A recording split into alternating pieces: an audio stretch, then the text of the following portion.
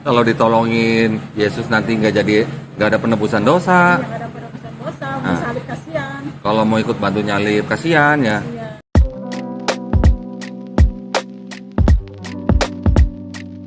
Assalamualaikum, selamat datang kembali di channel ini. Balik lagi dengan saya Luis Prasetyo di sini. Kali ini saya akan membahas soal pengajaran dari Don Ditan, yang mana dia memakai ilmu yang aneh, guys. Orang yang berpendidikan tentunya ketika membahas tentang sejarah, membahas tentang fakta yang telah terjadi, kita nggak bisa memakai rumus andai-andai, pengandai-andaian, benar gak? Misalnya sejarah Indonesia, kita bahas bahwa Indonesia itu 17 Agustus 1945, di mana Indonesia ini merdeka.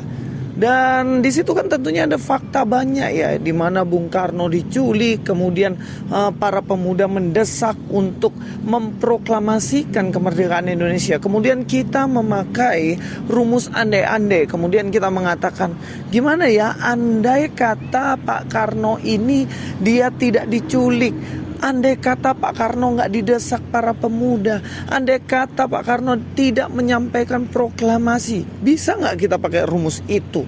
Ya jelas nggak bisa. Justru kita akan memakai rumus faktanya. Kita akan berbicara mengenai faktanya. 1945, 17 Agustus, Bung Karno memproklamasikan kemerdekaan Indonesia ini. Nah, kita langsung nonton videonya ya, yang mana Don Ditan ini memakai rumus andai-andai. Dulu Kristen. Dulu Kristen kan berarti kan percaya kalau Yesus mati di atas kayu salib buat tebus dosa, berarti kan. Dulu. Ya. Seandainya masih Kristen nih seandainya. Kalau misalnya Adam nih Iya. masih sebagai orang Kristen, misalnya. Nauzubillah ya misalnya. Ya misalnya. Oke. Sekarang ibarat kalau nih, jika seandainya nih ya, seandainya Mbak Tri ini bisa kembali atau datang ke masa sebelum Yesus disalib nih. Nah, itu dia pengandaian dari Pak Don Ditan. Dan kalau Anda, Pak Don Ditan, adalah seorang yang berpendidikan, tentunya Anda tidak akan memakai rumus andai kata. Andai kata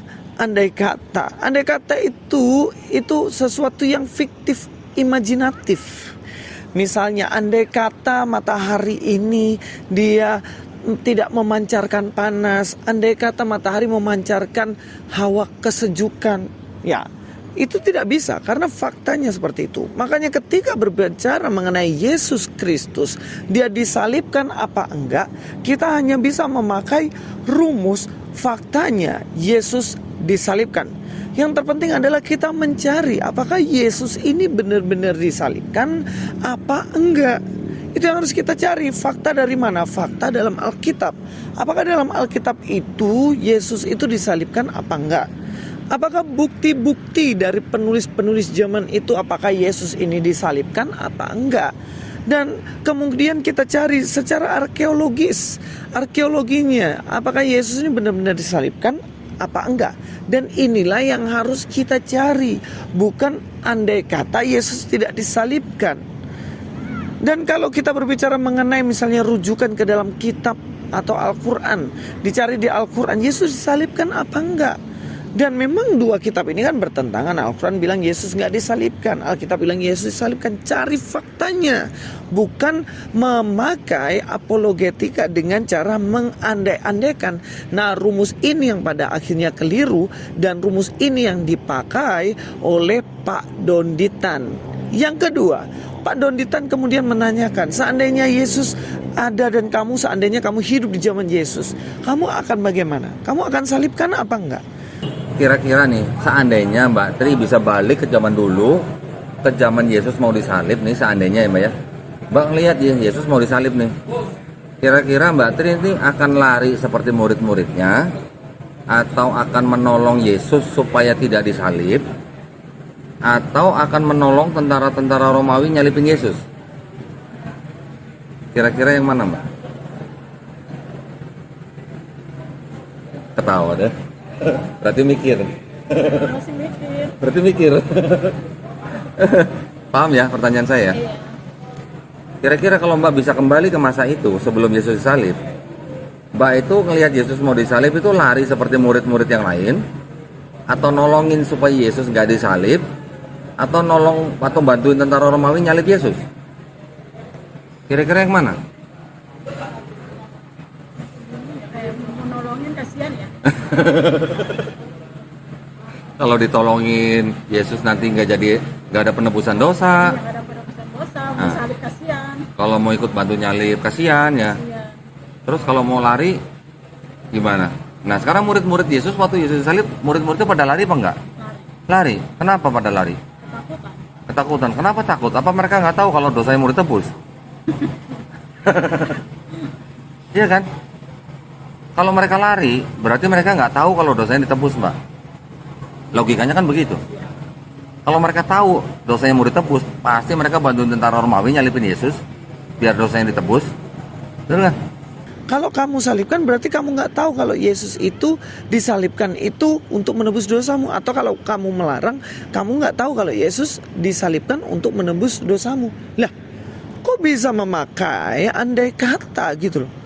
Ya faktanya gini, kalau jadi murid ya, pada zaman itu kan sudah diberikan contoh ada 12 murid Yesus. Itu berbagai macam respon yang mana yang mereka alami. Yang pertama, kita ambil contoh Yudas. Pada zaman Yesus, Yudas jelas-jelas dia menyalibkan Yesus dengan cara menjual Yesus kepada musuh-musuh, orang yang memusuhi Yesus, atau mereka ahli-ahli Taurat yang membenci Yesus, dijual Yesus. Nah, tipe-tipe semacam ini banyak. Kalau di dalam zaman sekarang ini tentunya kan banyak banget ya orang yang menjual Yesus. Contohnya siapa? Ya bisa jadi orang-orang Kristen sendiri yang menjual Yesus, mengatasnamakan Yesus padahal ingin mengeruk uang sebanyak-banyaknya. Contohnya Pak Donditan juga kan, jual Yesus, bahas yang jelek-jeleknya Yesus dan agama Kristen supaya dapat AdSense, bener nggak? Terus ada lagi orang-orang yang menjual Yesus, mengkhianati Yesus, meninggalkan Yesus. Pada akhirnya dia meninggalkan iman pada Yesus. Nah ini contoh-contoh Yudas nih. Nah Yudas menjual Yesus, Petrus menyangkal Yesus. Kita tahu pada waktu itu Petrus menyangkal Yesus 3 kali. Ketika ditanya kamu murid Yesus kan, dia bilang enggak, saya bukan murid Yesus. Ketika ditanya lagi kamu murid Yesus kan, bukan, saya bukan murid Yesus. Ketemu orang lagi ditanya lagi kamu murid Yesus kan, bukan, saya bukan murid Yesus. Dan kemudian sampai 3 kali. Kemudian setelah 3 kali dia mendengar suara ayam berkokok, dan akhirnya disadar, aduh Tuhan, saya sudah menyangkal Engkau. Bisa jadi ya, orang Kristen sekarang juga menyangkal Yesus. Banyak orang yang menyangkal Yesus ya, karena dia Kristen, dia di komunitas orang-orang yang bukan Kristen, dia minoritas, kemudian dia tidak mau mengakui bahwa dirinya Kristen karena takut mungkin dibully, takut mungkin dihina. Dan juga banyak orang yang menyangkal Yesus. Demi pekerjaan dia bilang, aku gak Kristen, soalnya kalau Kristen susah cari pekerjaan. Bahkan saya lihat kos-kosan udah banyak banget yang susah masuk kalau dia Kristen. Kos-kosan khusus agama, ya begitu. Akhirnya yang Kristen gak dapat, nyangkal Yesus masuk supaya bisa. Ada murid-murid Yesus yang juga tetap setia mengikut Yesus sampai Yesus disalibkan, kemudian diberikan kubur. Salah satunya Yusuf Arimatea, di mana dia bersedia memberikan kuburnya untuk Yesus. Ada murid-murid Yesus yang kabur, udah gak tahu kemana, kembali lagi jadi nelayan, pergi kabur, kunci diri dalam rumah. Dan inilah berbagai macam jenis manusia pengikut Yesus pada zaman Yesus. Dan faktanya seperti itu. Tapi gak bisa kita membuktikan Yesus disalib dan tidak dengan rumus andai kata. Gak bisa. Gak bisa andai kata. Lah kok andai kata mereka, kamu hidup di zaman Yesus, kamu menyalibkan Yesus atau tidak menyalibkan Yesus, berarti kamu gak tahu kalau Yesus menebus dosamu. Andai kata semacam itu. Andai kata gak cocok dipakai untuk berbicara fakta, Pak. Karena andai kata itu adalah berbicara mengenai fiksi. Iya kan? Alkitab Kristen itu jelas itu fakta, itu bukan fiksi. Anda tidak bisa mengoreksi Alkitab memakai andai kata. Kalau saya bilang andai kata Pak Donditan gak lahir, ya gak? Andai kata Pak Donditan gak lahir, kira-kira ada nama Donditan gak? Walah, kok andai kata? Faktanya saya lahir. Nah, benar, faktanya Anda lahir, maka eksistensi Anda ada gitu.